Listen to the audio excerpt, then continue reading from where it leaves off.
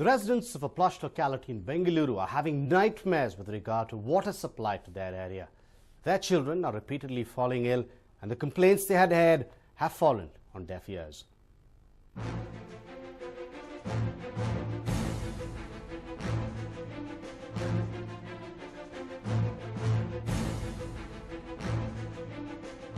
You should believe us when we say this is drinking water.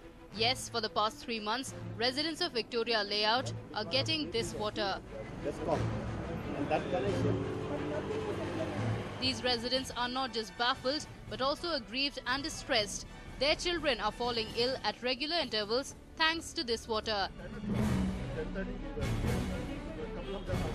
They say that ever since some repair works were taken up at a stormwater drain in the area, the issue has surfaced. According to them, sewage water is getting mixed with drinking water and flowing through their domestic pipelines.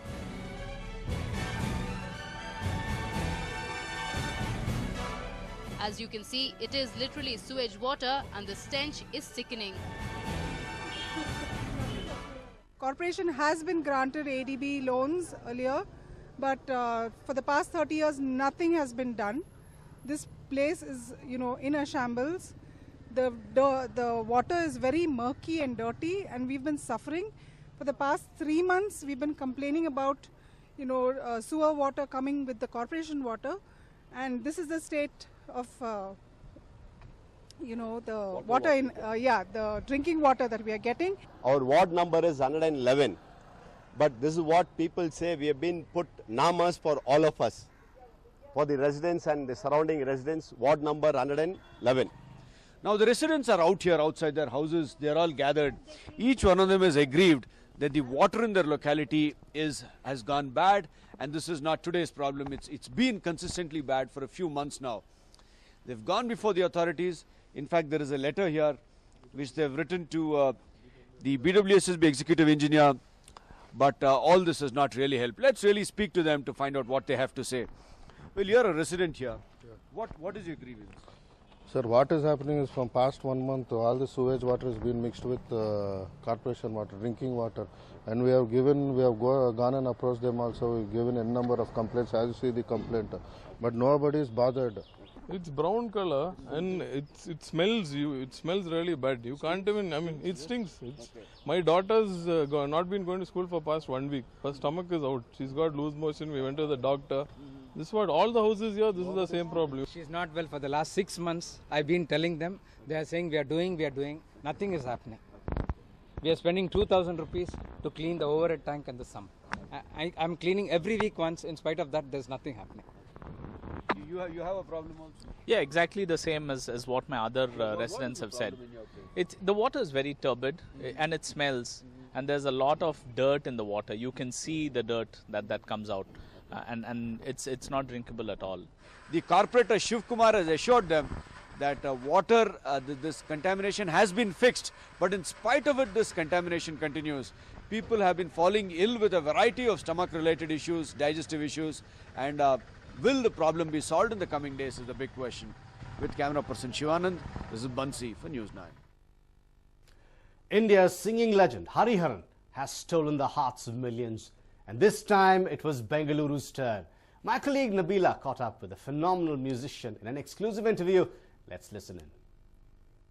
When you think of versatile singers, there are very few that comes on top of your mind. But the one man that definitely tops that list is Hariharan. I have with me right here the legend, the maestro, who is classical music, what else? Ghazals, Bollywood, pop, one of the pioneers of Indian fusion music. You've seen it all, done it all. What brings you to Bangalore once again? It's something about Bangalore, they're very keen listeners for ghazals. And when you do Bollywood or when you do colonial, colonial is very popular in Bangalore. So we have been coming here quite often as Hariharan and as colonial cousins, So it's been always a good ride, yeah. We've seen you doing almost everything. You've touched almost every possible genre. What are you up to lately? Lately, I just released an album with Zakir Hussain. It's called Hazir 2. Hazir 1 was released in '92, so it's about 21 years or 22 years. Okay. So we did a sequel, and we might be performing in Bangalore sometime in Jan. Yeah. You've won so much appreciation, awards. Right now, what do you think? What does the master think of the Indian music scene in the country? It's getting its due recognition as of now. Are you happy? Well, entertainment changes as the society changes, but of course there is a lot of Indianness in it. Different kind of sounds and different compositions, and the youth, some of them are very good, some of them are okay, but that's always there, you know. But I think it's a nice situation. Yeah, I've heard some very good youngsters singing. A few names that you can really... No names. Promising names. No names, please.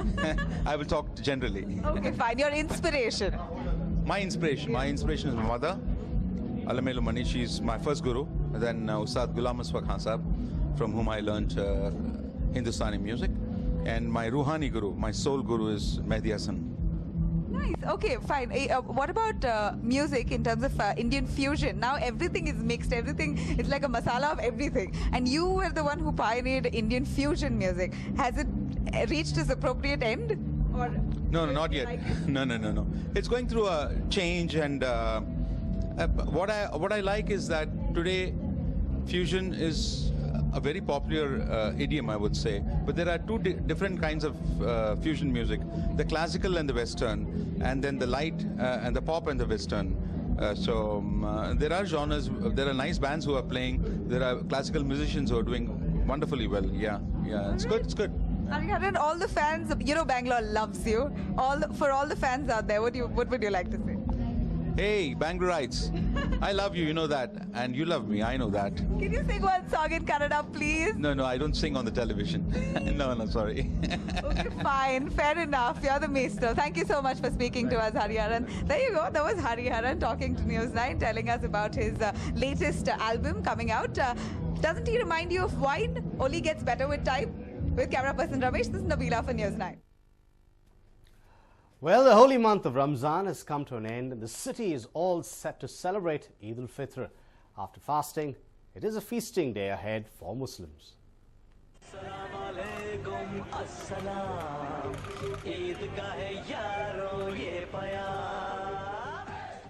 Eid al-Fitr marks the end of fasting during the holy month of Ramzan. And after a month's fast, it is time for celebrations. Muslims in Bengaluru were on a shopping spree on the eve of Eid. The streets of Shivaji Nagar were buzzing with shoppers doing their last-minute shopping. The jam-packed streets saw brisk business. The streets sprung to life with fresh aromas of barbecue, sweets and other special delicacies. Muslims broke their last day of fast with these special Ramzan cuisines and then took to shopping. The Jama Masjid in Shivaji Nagar, decked up with lights, will see thousands of Muslims offering their prayers tomorrow. This is the time for bonding not only with the food but also with the loved ones. And here's wishing all of you Eid Mubarak. A News9 report.